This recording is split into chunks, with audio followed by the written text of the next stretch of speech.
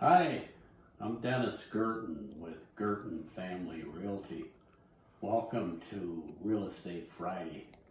Today I'd like to discuss with you how to win in a multiple offer situation.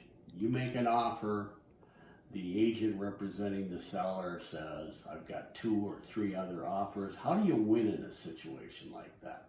Well, there's 4 very important ways to increase your chances of winning your offer over the others. The first one is purchase price. Okay, my experience, Gurton Family Realty's experience in the last 4 years has been most winning offers have been at least 3% over asking. So if you're bidding on a $200,000 home, you need to offer at least $6,000 more. That's just the way it is. The second thing is earnest money. Make sure that we recommend, in our experience, if you present that 3%, a minimum of 3% in earnest money, that's going to impress the seller and make them more comfortable with going with your offer versus an offer where they're only offering maybe 1%, maybe $3,000 or $2,000. That makes them very nervous. The third thing, which is probably the most important, is have your loan officer call the agent representing the seller, especially if it's at night, if it's on Saturday or Sunday. That will impress the seller and the seller's agent. I know it impresses Gurton Family Realty when we don't have to chase the loan officer when we represent the seller, asking questions from the loan officer to make sure the buyer is qualified.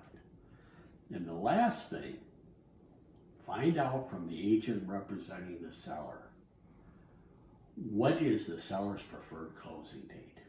These are the 4 most important things you can do to increase your chances of winning in a multiple offer situation. Let's start with the first one, purchase price. Okay, you've got to have your agent, which is a normal thing. All agents will do this for you. They will do a comparable market analysis that shows you what every home on the street that you made an offer on this home as to what they're selling for. And then you and your agent need to discuss, are you willing to pay 3% more? Does that market, does that street within the next 5 years going to support that?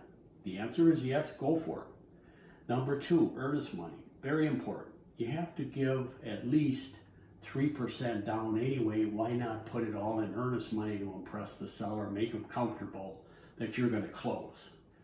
3, a loan officer. Make sure your loan officer calls that agent and says, you have any questions? I've been working with this buyer. I've got a great approval letter for you. Some loan officers, including Gurton Family Realty's loan officer, has guaranteed letters that it's going to close. Guaranteed, or the seller gets $10,000. And any mortgage company will do that if you ask for it. Lastly, make sure you can give the seller their closing date. That's important to them. They don't want to move twice. That should be it for today. Next Friday, I'll see you, and we're going to discuss how, as a seller, to determine the price you need to ask for a quick sale and a very good purchase price for you. How do you determine what price to sell your home at? All right, see you next Friday.